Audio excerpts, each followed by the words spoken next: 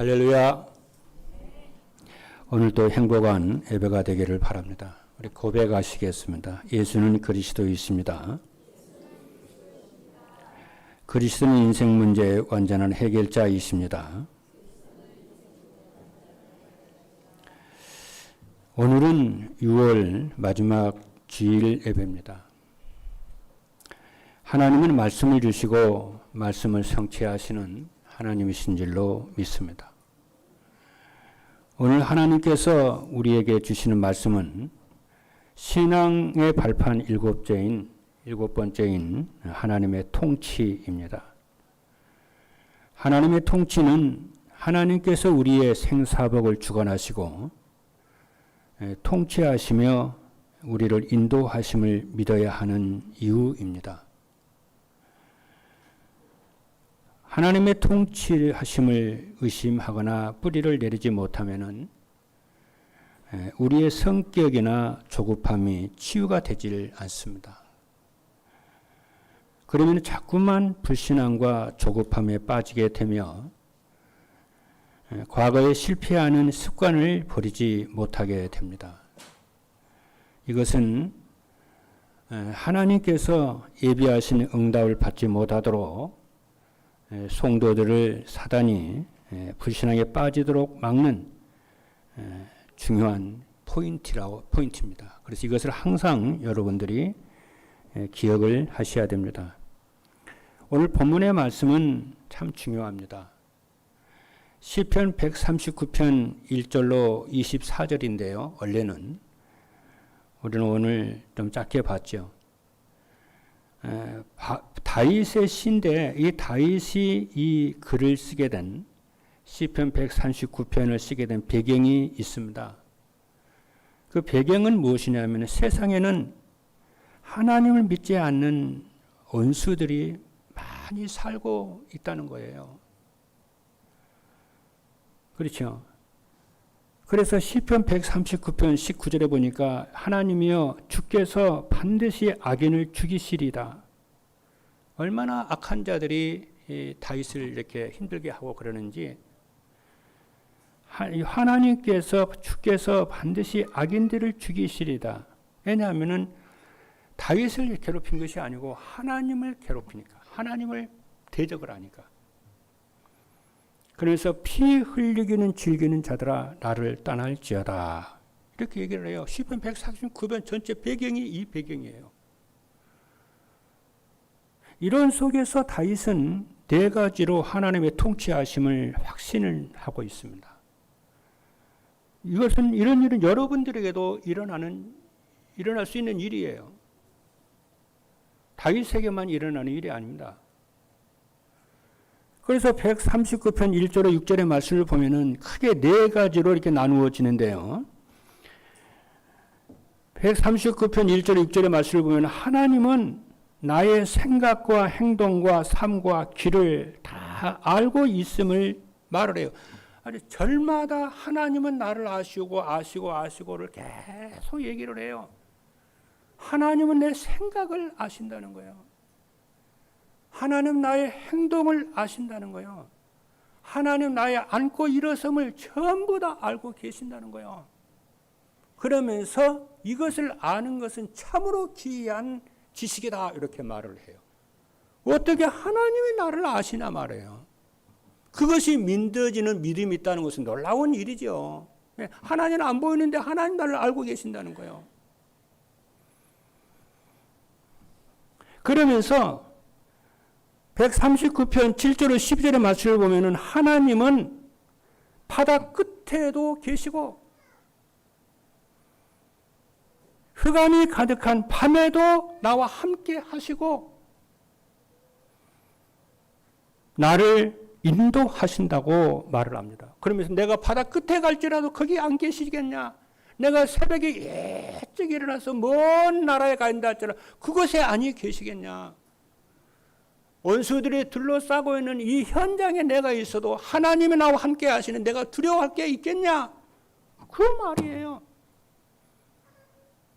만약 여러분들에게 큰 질병이 있거나 어떤 가난이 있거나 억울한 일을 당했을 때 하나님은 여러분과 함께 하시는 줄로 믿기를 주님의 이름으로 축복합니다. 그 믿음이 나를 살리는 거예요. 그것을 통치하심을, 하나님 통치를 믿는 겁니다. 그게. 그러면서 139편 13절로 18절의 말씀을 보니까 하나님은 나를 지으신 창조주 하나님이시라는 거예요. 얼마나 놀랐습니까? 다시 말하면 하나님의 나의 주인이라는 거죠. 나의 하는 모든 삶의 범주가 하나님의 손 아래 있다는 거예요. 괜찮다는 거예요. 문제가 안 된다는 거예요. 갈등이 있어도 문제가 안 된다는 거예요. 그러면서 하나님은 나의 내장 하나하나를 만드시되 모태에서 나를 만드셨나이다. 이렇게 말씀합니다. 그러면서 나에 대한 하나님의 생각과 계획과 배려하심이 너무 많아서 셀 수가 없는데 바닷가의 모래알처럼 너무 나에 대한 생각이 계획과 배려하심과 이것이 너무 많아서 셀 수가 없다는 거예요. 그러면서 139편 19절로 24절의 말씀을 보니까 모든 악한 자와 세상으로부터 하나님을 믿고 신뢰하도록 지켜주실 하나님의 통치하심을 믿는다. 이렇게 얘기합니다. 그래서 오늘 메시지의 제목이 237 전도를 위한 하나님의 통치입니다. 할렐루야. 서론을 좀 더 진행을 시켜볼게요. 오늘 예배에 나오신 여러분들에게 오늘 여러분들이 어떤 고민을 가지고 있습니까? 그 고민을 하나님의 통치하심과 하나님의 주권을 믿는 믿음을 가지고 최고의 기회와 축복으로 만들기를 주님의 이름으로 축복합니다. 왜 그러느냐면은 우리가 무슨 일을 하려고 하면은 걸림돌이 있잖아요. 여러분 무슨 일을 새롭게 하려면 걸림돌이 생기잖아요.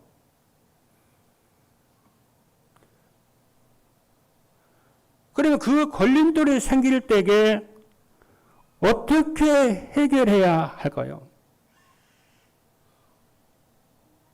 하나님의 주권을 믿어야만이 되는 줄로 믿습니다. 불신자는요, 하나님의 주권을 믿지 않습니다. 우리는 하나님의 자녀입니다.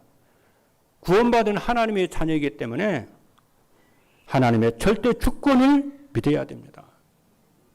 그것을 우리에게 하나님은 도전을 하세요. 하나님 주권을 믿으라는 거예요. 하나님의 주인 되심을 믿으라는 거예요. 그래서 사도행전을 보게 되면은 예수 그리스도는 우리의 주시고 우리의 그리스도다 이렇게 말씀해요. 그분이 우리의 주인이십니다.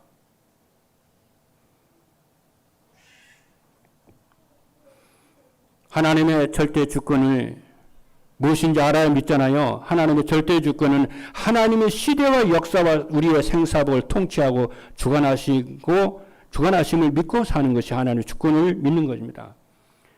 여러분, 모든 사람의 생명을 주관하시기 때문에 우리는 하나님의 주권을 믿습니다.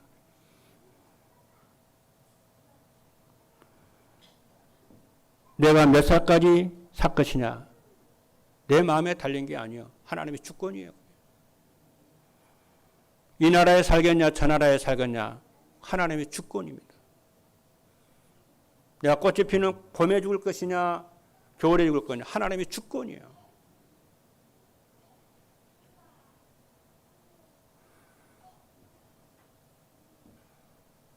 내가 나의 미래가 어떻게 될 것이냐, 하나님의 주권입니다.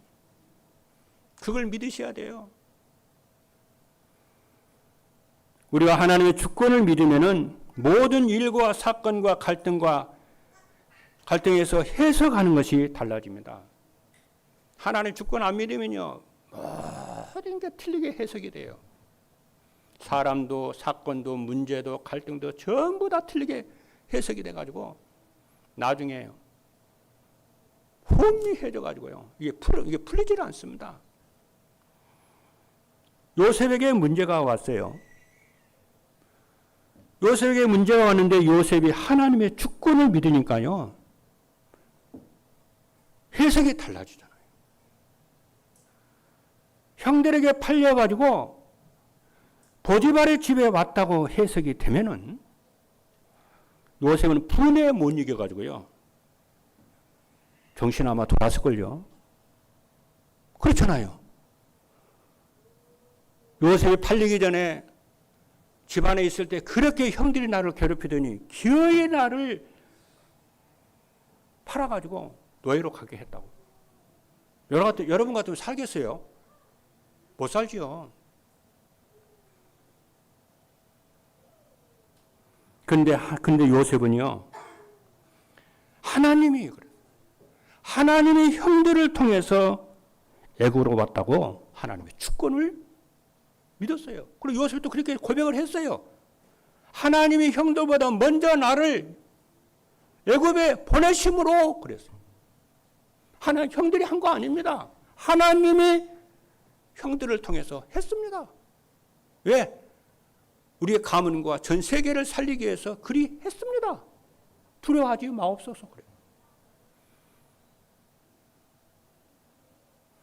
이렇게 하나님의 주권의 눈을 가지고 자기가 애굽의 보디발의 집에 노예로 산다는 것을 해석을 하니까 달라지잖아요.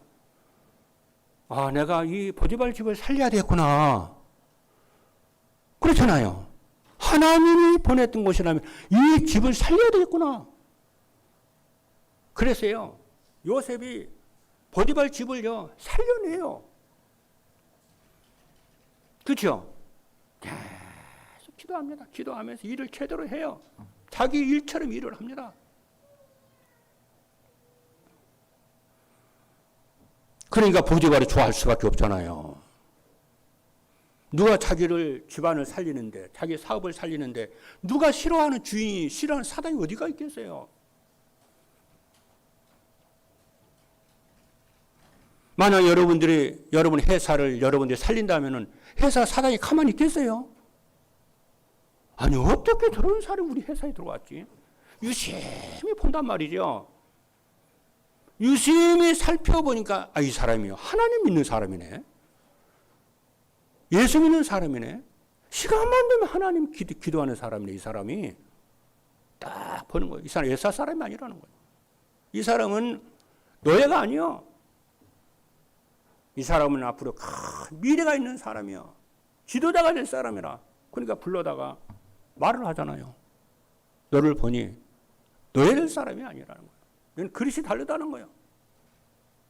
그래서 우리 집안 전부를 책임을 지는 총무로 앉히잖아요. 여러분도 마찬가지입니다. 우리의 모든 하는 일이 똑같아요.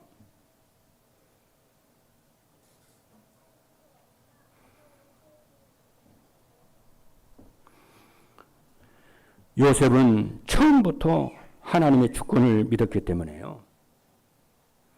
노예로 가는 것도 감옥에 가는 것도 문제가 안 되고 갈등도 안 되고 시험 들 일도 안 됐어요. 핍박도 환난도 문제가 안 됐어요. 왜냐? 모든 것이 하나님의 계획이 이루어지는 하나님의 시간표로 보았기 때문에 그런 줄로 믿습니다.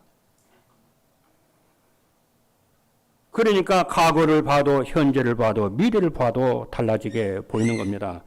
전부 응답으로 보이고 기회로 보이게 된 줄로 믿습니다. 첫 번째입니다.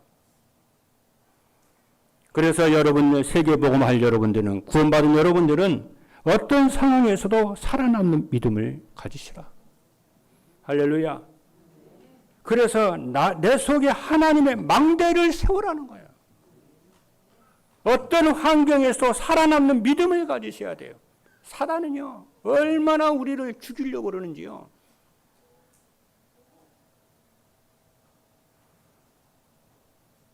왜 그러냐면은, 왜 우리가 어떤 상황에서도 살아남을 믿음을 가지셔야 되냐면은, 하나님은 절대 주권을 가지고 시대와 역사와 우리의 생사복을 통치하시는 분이시고, 우리를 애면하고 소외시키는 분이 아니세요. 방치하시는 분이 아니세요.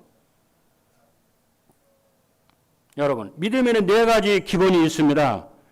구원의 믿음이 있어요. 구원을 누리시길 바랍니다. 언제 어디서나. 그리고 하나님의 능력을 믿는 믿음을 가지고 누리시길 바랍니다. 그리고 생사복을 주관하시는 하나님의 통치를 믿으셔야 되고 말씀 성취와 기도 응답을 주시는 믿음을 갖기를 주님의 이름으로 축복합니다. 이 네 가지 기본적인 믿음을 가지고 우리 속에 하나님의 나를 살리는 망대를 만드시고 하나님의 형상을 살리고 생기를 살리고 마음과 생각을 살리는 망대를 세우시는 사랑하는 모든 성도 여러분 되기를 주님의 이름으로 축복합니다. 첫째입니다. 적장 시대예요. 아브라함은요, 독자 이삭을 제물로 바치라고 했어요. 하나님이. 이때 아브라함은 죽은 자 가운데서도 능히 하나님이 살리실 것을 믿었어요. 아니, 생각을 해보세요, 여러분. 100세에 난 아들을 제물로 바치라고 그러는데 눈에 넣어도 아깝지 않을 이 아들을 어떻게 낳은 아들인데 하나님이 바치래요. 그리고 고민했을 거 아니에요. 몇 날 며칠을 고민했을 거 아니에요. 그런데 성경 말씀을 보니까 새벽에 일찍이 장작을 준비하고 종들을 데리고 이삭을 데리고 아브라함이 그쵸? 모리아 산을 향해서 탁 출발해요. 얼마나 여유가 있는지, 얼마나 평안해 보이는지. 그래서 모리아 산에서 제단을 쌓고요, 이삭을 죽였어요. 진짜 칼을 들어가지고 치니까요, 하늘에서 하나님이 큰 우레와 같은 소리로요, 멈추라는 거예요. 그래서 이렇게 고개를 들어서 보니까 그 꼭대기에, 모리아산 꼭대기에요, 양이 한 마리가 다 나무에 걸려 있는 거 있죠. 그래서 이때에 아브라함이 여호와 이레 하나님을 발견하게 돼요. 여호와는 준비하신 하나님이라는, 예비하신 하나님이라는 거예요. 여러분이 어떤 현장에서든지 하나님이 통치하시고 함께 하시는 믿는 여러분 되기를 주님으로 축복합니다. 그것이 뭐냐? 나를 살리는 망대를 만드는 거예요. 믿음의 망대를 만드는 겁니다. 그래서 그래서 신약성경 히브리서 11장 19절의 말씀을 보니까 그가 하나님이 능히 이삭을 죽은 자 가운데서 다시 살리실 줄로 생각한지라 비유컨대 그를 죽은 자 가운데서 도로 받은 것이니라. 히브리서 11장 기자는 그렇게 말씀하고 있어요. 진짜 하나님이 이삭을 죽이면은 이삭을 하나 죽은 자 가운데서 살리는 부활이잖아요. 살릴 걸 믿었어요. 여러분이 아무리 여러분 세계보고 언약을 붙잡고 있고 그리스도 언약을 붙잡고 있으면 하나 그 살리십니다. 살리려면 뭐 해야 돼요? 여러분 믿어야 돼요. 살릴 걸 믿어야 돼요. 그걸 누구 언약이라고 그러는 거예요. 불신자들은 안 믿습니다. 하나님을. 우리는 믿어야 돼요. 하나님이 능력을요. 하나님의 주권을 믿어야 돼요. 생사하복의 모든 부와 기가 하나님의 손에 있음을 믿어야 돼요. 그거 없으면 여러분이요, 영혼 믿음 자꾸 떨어 죽습니다. 그래도 괜찮아요. 둘째는 뭐냐면 포로 시대인데요, 믿음의 기본을 가진 렘넌트들을 바벨론이 이기질 못했어요. 다니엘서 1장 8절의 말씀을 보니까 바벨론 왕은 포로로 잡혀온 이스라엘 왕족과 귀족의 자녀들 중에서 쓸만한 아이들을 뽑았어요. 그래서 합숙을 시키고, 그리고 뭐 했습니까? 수련을 했어요. 연수했어요. 이때 다니엘은요, 왕이 주는 우상을 섬긴 음식을 먹어야 되는데 먹지 않기로 뜻을 정했어요. 왜? 내 백성이 우상을 숭배함으로, 언약을 따라 우상을 숭배하러 다 망했는데 또 저걸 먹을 수가 있겠냐? 안 먹기로 뜻을 결단합니다. 성경은 말씀합니다. 고기를 먹은 다른 친구들보다 식물을 먹었던 다니엘의 얼굴빛이 더욱 윤택했다고, 빛이 났다고 그래요. 그러면서 성경은 뭐라고 그러니까?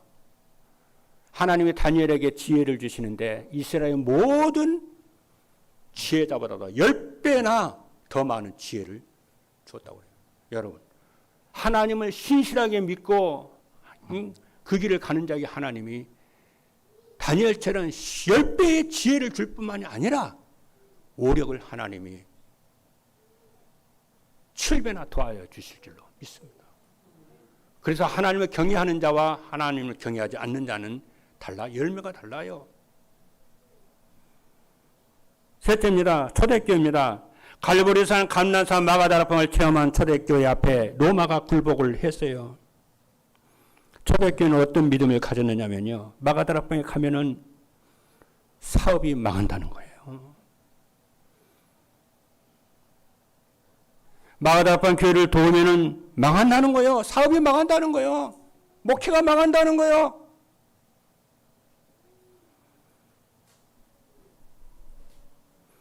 사도들을 도우면은 망한다는 거예요.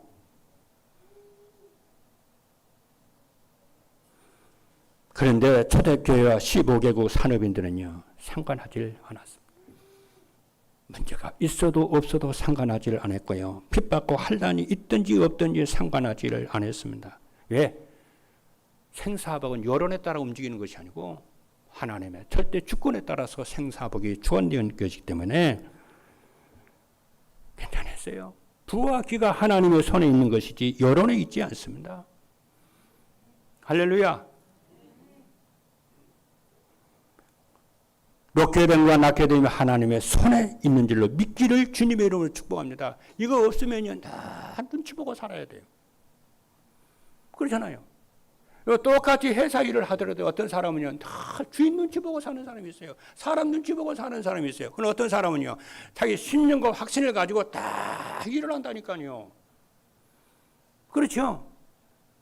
우리가 왜 주의 일을 하는데, 왜 복음을 일어나는데, 그렇죠? 왜 사람들 눈치를 보니까? 생사복을 하나님이 주관하시는 하나님이십니다. 그렇죠?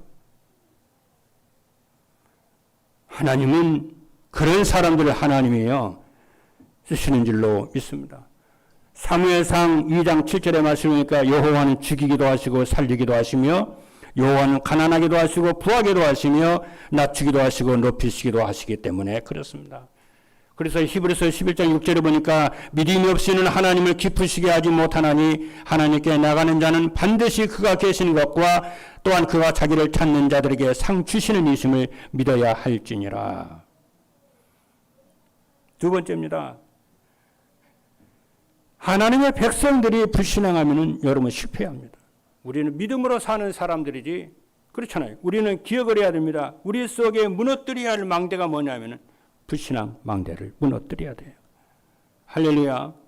이스라엘에게 있어서요, 가데스 바네아는 굉장히 중요한 광야입니다. 하나님이요, 이스라엘 백성들에게 가라고 그래요. 가나안 땅에 가라. 여러분 우리가 지난번에 봤잖아요. 여호수아서를 공부를 많이 했잖아요. 하나님은요, 가나안 땅에, 그죠? 가라고 그랬어요. 그런데 이스라엘 백성들은 뭐라고 합니까? 못 간다는 거예요. 왜? 거기는 요새라는 거예요. 그리고 거기는 아낙 자손들 2m 5가 2m 10이 넘는 장대 체형만 있잖아요.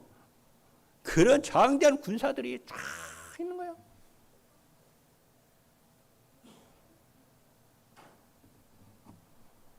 우리는 메뚜기라는 거예요.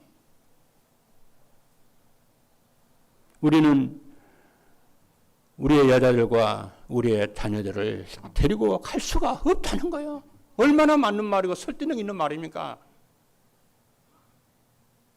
하나님은 가라고 그러는데, 가는 게 하나님의 뜻인데, 이때에 여호수아 갈렙이요, 분연히 일어납니다. 그래 밤새도록 그 불신앙 때문에요, 이스라엘 모든 백성 불신앙이 들어가가지고 밤새도록 이스라엘 백성들이 통곡을 해요. 모세 때문에 우리가 여기까지 왔다고. 모세가 잘 살고 있는 애굽에 잘 사는 우리를 데리고 여기까지 왔다고. 모세를 죽이자고, 지도자 바꾸자고. 이러니까요, 여호수아 갈렙이 일어나서 옷을 찢으면서 옳은 소리 합니다. 지 복음을 말을 해요. 아니라는 거예요. 그 땅은 하나님이 우리의 조상 아브라함에게 준 땅이다. 우리의 지도자 모세에게 주기로 약속한 땅이다.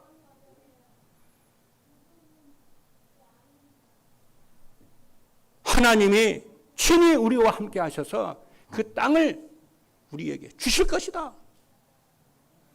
그들은 우리의 밥이다. 그래요. 그러면서 뭐라고 합니까?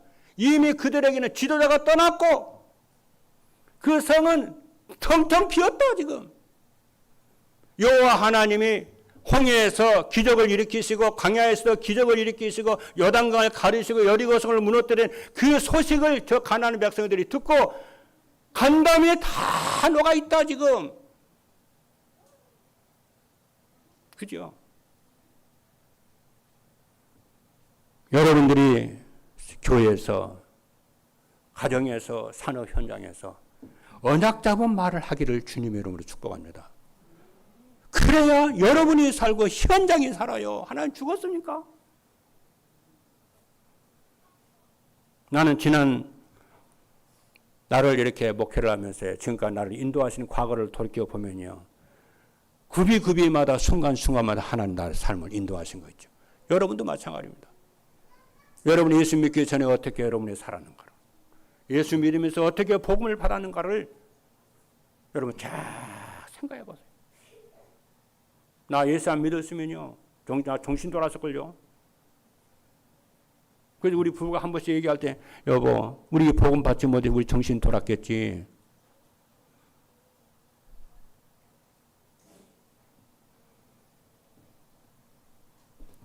그래서 저는 30년 전에 선택을 했어요. 평생을 나는 이 전도자와 함께 세계복음 하겠다. 30년, 올해 12월 동안 딱 30년이에요. 여러분, 뜻을 선택을 정했어요. 나한테 누가 선택하라는, 난 선택할 수 없어요. 나는 이미 30년 이미 난 선택을 끝났고 나는 이미 결론 났고 다 끝났어요.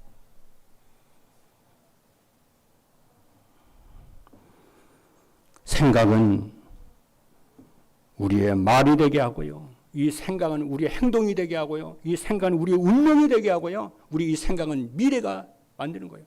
그래서 예수 그리스도의 복음 안에서 여러분들이 언약 잡고 불신앙을 버리고 믿음의 망대를 세우는 여러분 되기를 주님으로 축복합니다. 그래서 가데스 바네아에서 불신앙한 사람들은 가나안 땅에 들어가지를 못했어요. 아간과 고라와 발람처럼 불신앙한 사람들은 실패했고요. 베드로가 고넬료에게 세례를 주자 비난한 것은 율법주의에서 벗어나지 못한 거예요. 복음이에요. 마지막 세 번째입니다. 불신앙을 없애는 방법은 전도자의 삶을 사는 거예요. 삶의 망대를 세우시라. 여러분, 삶의 망대를 세우시기를 주님의 이름으로 축복합니다. 여러분 속에 하나님의 망대를 살리는 믿음의 망대를 세우시고 불신앙의 망대를 무너뜨리시고 그 다음에 삶의 망대를 세우시라. 실천하게 되면 삶의 망대가 나와요. 무엇을 실천해요? 전도자의 삶을 살면은. 그럼 그릇이 딱 만들어져요. 첫째, 전도자의 삶은 강단 말씀 속에서 오늘의 말씀을 붙잡는 것입니다. 오늘의 말씀은 237 전도를 위한 오늘이요. 전도 하나님의 통치요. 우리가 무엇을 하려고 하면은 항상 걸림돌이 있잖아요. 그 걸림돌 앞에서 여러분은 무너지지 말고 하나님의 주권을 믿는 믿음으로 넘어서는 축복 있기를 주님으로 축복합니다. 불신앙의 망대를 무너뜨리는 것입니다. 그리고 전도자의 삶으로 삶의 망대를 세우시는 반드시 하나님은 여러분의 삶 속에 하나님 함께한 증거와 응답을 주실 줄로 믿습니다. 둘째는 오늘의 기도입니다.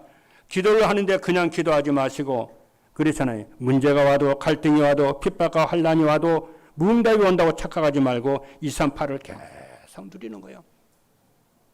할렐루야. 그렇죠? 여러분, 아니 어떤 사람이 그런다니까. 내가 기도를 하고 있는데 왜 문제가 오지? 왜 위기가 오지? 기도하고 있는데? 내가 11조를 내고 있는데 왜 경제 문제가 오지? 내가 왜 전도하는데 왜 환난과 핍박이 오지? 근데 성경을 보면은요, 항상 응답과 문제와 사건과 핍박이 같이 와요. 여러분 성경 한번 보세요.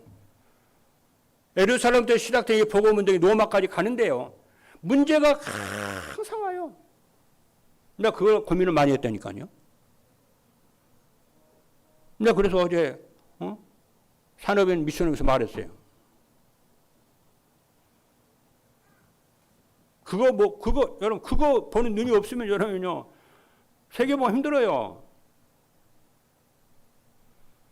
배를 타고요. 저는 배에 대해서 잘 모릅니다. 모르는데 배를 타고 쫙 가면요,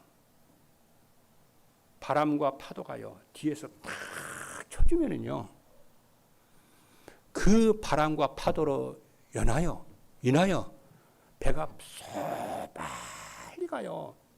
항구에 빨리 도착해요. 그게 뭔지를 아세요? 문제와 환난과 고난이 오면은요, 우리가 어떻게 해요? 딱 긴장해서 하나님 바라보고 성령 충만하고 기도하게 만들어가지고 어떻게 해요? 착하게 만든다니까요. 문제 두려울 게 하나도 없어요. 갈등들 하나도 없어요. 전부 저와 여러분들에게 세계복음하도록 우리를, 그렇죠, 성령 충만하도록, 138에 충만하도록 이끌어 간지게 되는 줄로 믿습니다.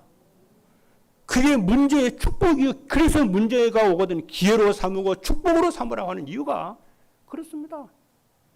오늘 여러분 이번 주에 그 말씀을 붙잡고 조금만 실천해 보세요. 제 말이 그러하는가 그러하지 않는가 체험하게 될 거예요. 여러분 인생에 그래서 지금까지 응답받은 거 아니에요? 그래서 하나님 응답받는 생 문제가 오고, 그렇죠, 갈등이 오고 환난이 오고 더 찬양하고 영광을 돌리고 그랬어요. 그래서 사도 바울이 복음을 전하다가 감옥에 잡혔을 때 찬양을 하고 경배하고 영광을 돌리고 기도하고, 베드로도. 셋째입니다. 그러면 뭐가 되냐면 전도의 문이 쫙 열려요. 생명운동과 제자운동과 역사가 일어나게 되는 줄로 믿습니다. 결론입니다.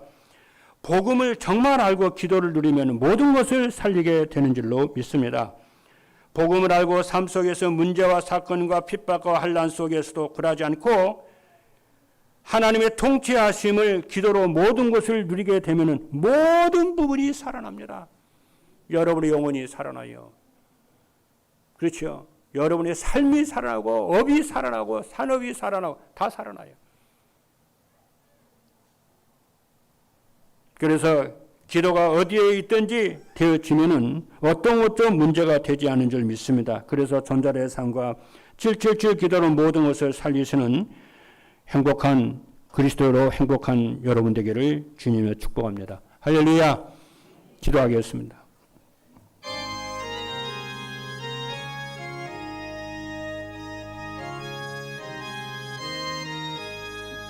살아계신 하나님 감사합니다. 오늘 또 우리에게 성취된 말씀을 주시니 참으로 감사합니다. 오늘 하루 종일 하나님의 통치라고 하는 연약의 말씀 붙잡고 주의 백성들이 나를 살리고 아버지의 교회를 살리고 산업과 직장을 살리는 주의 백성들 되게 하여 주옵소서. 살아계신 예수 그리스도 이름으로 기도하옵나이다. 아멘.